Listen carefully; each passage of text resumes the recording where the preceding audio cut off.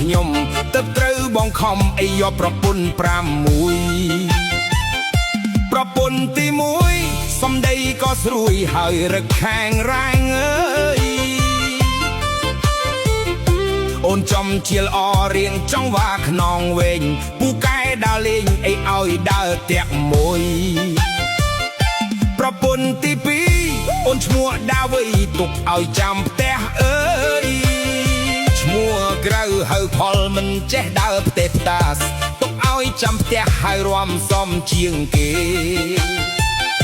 ប្រពន្ធទី3ឮឈ្មោះហើយភ័យអូនឈ្មោះបុនណាអើយ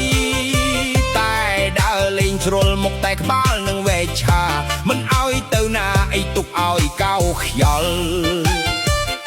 ប្រពន្ធទី4ពូកែធ្វើខ្លួនឡាអស់ចារអើយឈ្មោះក្រៅហៅស៊ីឈ្មោះពិតហៅផល្លាចូលចិត្តបៀស្រាអីទុកឲ្យគោកជើងប្រពន្ធទី5បងអូនជួយចាំនេះគឺឈ្មោះនាងពៅអើយស្គាល់បងស្គាល់អូនស្គាល់ខុសស្គាល់ត្រូវមុខមិនដែលក្រញើអីទុកសម្រាប់ទទួលភ្ញៀវនៅសល់មួយទៀតខ្ញុំសូមប្រាប់ញាតិឲ្យដឹងទាំងអស់អើយគឺឈ្មោះនាងខុនស្រអែនខ្មៅស្រស់អូនច្រៀងពីរោះអីទុកសម្រាប់បំពេគេហើយយ៉ាស្បែកច្រើនម៉ងអូនអើយកុំខឹងញ៉ាំចែកវេនគ្នាទៅអើយតែធ្វើឲ្យបងខឹងបែកទ្រូងងាប់អីលើចែកគ្នាញ៉ាំទៅ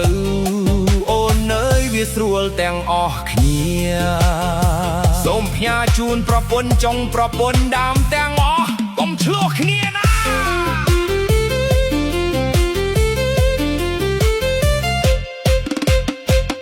ទេអូនសម្លាញ់ទាំងអស់គ្នាកុំឆ្លោះគ្នាបានទេថ្ងៃនេះវេនអូនឯងវេនអូនអូយងាប់បងអីលយអីបែកច្រើនម៉ងអូនអើយកុំខឹងយើងចែកវេនគ្នាទៅតែធ្វើឲ្យបងខឹងបែកទ្រូងងាប់អីលើចែកគ្នាញ៉ាំទៅ